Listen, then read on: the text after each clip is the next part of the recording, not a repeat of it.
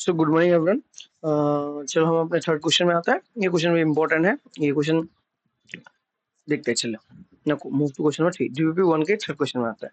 तो क्वेश्चन इसमें बोला क्या गया है देखते हैं। चलिए बोला है two capacitors have a capacitance of 5 microfarad.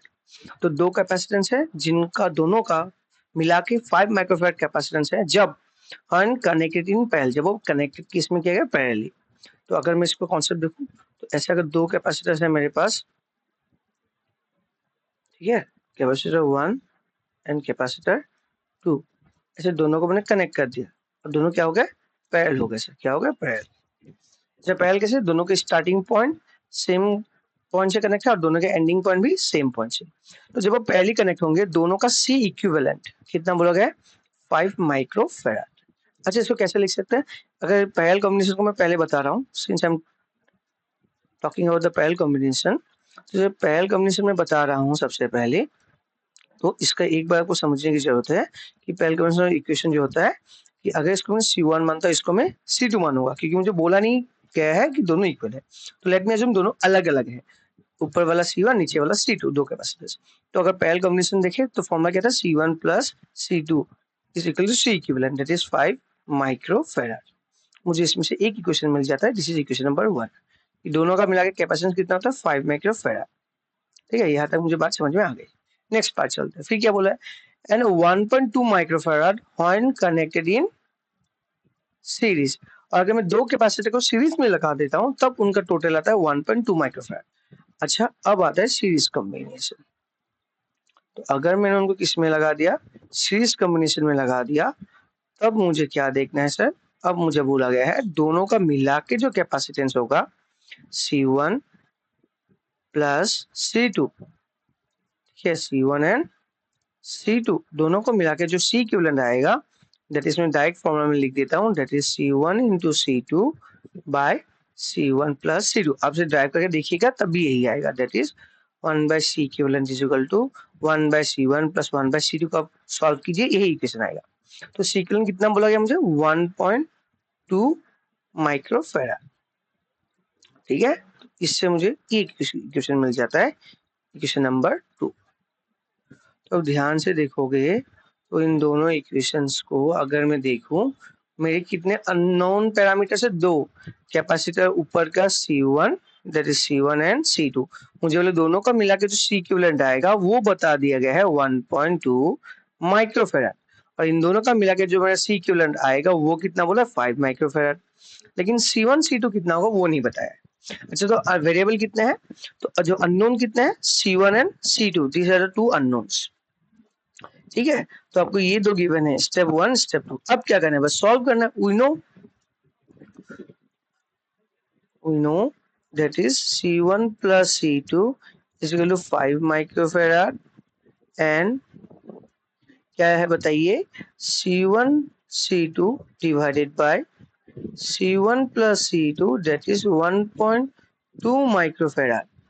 इन दोनों को ध्यान से देखिए तो मैं लिख सकता हूँ C1 C2 के बदली C1 plus C2 is equal to 5 microfarad. ठीक है, कि दो अननोन है, C1 एंड C2, कितने अननोन है, दो अननोन है। तो कितने इक्वेशन चाहिए, दो चाहिए। मेरे पास दोनों इक्वेशन मिल चुके हैं, देखो इक्वेशन 1 इक्वेशन 2, इक्वेशन 2 में माना जाएगा, इक्वेशन 1 में माना जाएगा। देयरफॉर पुटिंग, हम पुट करते क्या करेंगे देखना है, ठीक है, that C1 plus C2 is equal to 5, ये हम इधर पुट करेंगे किसमें, इक्वेशन 2 में, and C2 is equal to 5 microfarad minus C1, ये दोनों हम पुट करेंगे। Putting this in equation 2 we get, किस इक्वेशन में, 2 में पुट करेंगे, क्यों देखते हैं, इन इक्वेशन 2 वी गेट, तो पुट करके देखते हैं। सर C1 C2 के बदले क्या लिखेंगे, 5 माइनस C1, यहाँ पर मैं कौन सा रूल लगा रहा हूँ, सब्स्टिट्यूशन मेथड। क्या कर रहा हूँ, सब्स्टिट्यूशन। और फिर C1 प्लस C2 के बदले मुझे तो इक्वेशन ही गिवन है, दैट इज 5 माइक्रोफैराड, तो इसके बदले मैं 5 लिखूंगा, which is nothing but 1.2 microfarad.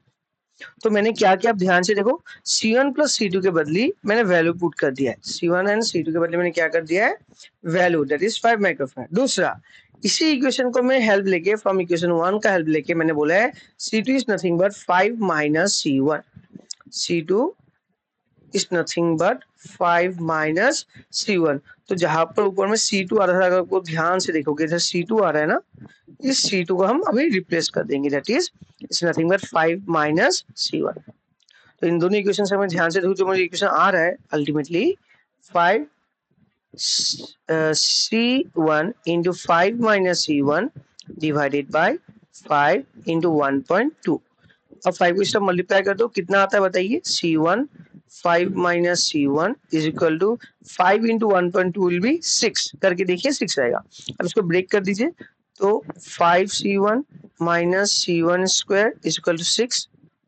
फिर सबको स्टेप लेके आइए, तो it will B C1 minus C1 square plus 5C1 minus 6 is equal to 0. Multiply by 1 multiply by -1 both side, आपको मिलेगा C1 square minus 5C1 and plus 6 is equal to 0. This is the equation 3. अब इस equation solve कीजिए, will get the value of C. Okay, now solving equation 3 we get ये lengthy process आपको लग रहा है, लेकिन लेंथी है नहीं मेरे बच्चे, आपको टाइम इधर ही कंज्यूम होगा. एक स्टेप 1 एंड स्टेप 2, सॉरी ये है स्टेप 1, ये है स्टेप 2, बाकी यही वाला आपको सब्स्टिट्यूशन करने में लिखना ही पड़ेगा. तो आपने सॉल्व कर लिया यहाँ तक, बस आपको यहाँ से यहाँ तक खींच के सॉल्व करना. जब आप सॉल्व करोगे, इनको ध्यान से देखोगे, तो C1 square minus 5C1 plus 6 is equal to 0. तो यहाँ पर आपको लेना आता ही है ना, इसको मल्टीप्लाई करो, कितना 5 2 जा 6 डिवाइडेड बाय 2, कितना होगा 2 3 जा 6. तो जो भी मिडिल टर्म होगा वो 2 और 3 के टर्म में तोड़ा जा सकता है, जैसे कि 2 प्लस 3 विल बी 5. तो मैं लिख लेता हूँ 2 plus 3 will be 5. C1 plus 6 is equal to 0. ठीक है, यस सर. बस अब इसको सॉल्व करो, तो C1 स्क्वायर माइनस 2 C1 फिर माइनस 3 C1, राइट. फिर आप इससे इसको मल्टीप्लाई करो, plus minus become minus into C1 it will be minus 3 C1. Last में क्या आएगा plus 6 is equal to 0. Therefore इन दोनों में से मैं देखो C1 कॉमन लेना पड़ेगा. C1 एक कॉमन ले लेंगे तो कितना बचेगा, C1 एक बचेगा, माइनस इसे एक C1 ले लेंगे तो बचेगा सिर्फ 2, तो ये 2 बच गया. फिर इसमें से देखो माइनस कॉमन लेते हैं, तो बचेगा क्या 3C1, सॉरी माइनस 3 कॉमन लेते हैं, तो क्या बचेगा C1 minus of 2 is equal to 0. इन दोनों टर्म में से ध्यान से देखोगे तो C1 minus 2 C1 minus 2 common है, ले लीजिए कॉमन. तो C1 माइनस 2 में दोनों से कॉमन लेता हूँ, तो यहाँ पर क्या बचेगा, C1 माइनस 2 कॉमन चला गया, बचा C1. यहाँ C1 माइनस 2 कॉमन चला गया, तो बचेगा क्या minus 3. Therefore, what is the coming term? Therefore, C1 minus 2 C1 minus 3 is equal to 0.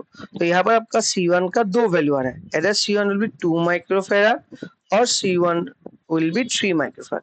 अगर C1 2 माइक्रो आ रहा है तो C2 को आप ले लोगे 3 माइक्रोफेराड, और वाइस वर्सा C1 को अगर 3 आ रहा है तो C2 को ले लोगे 2 माइक्रोफेराड. क्यों, हमें पता है C1 प्लस C2 5 था, या राइट है.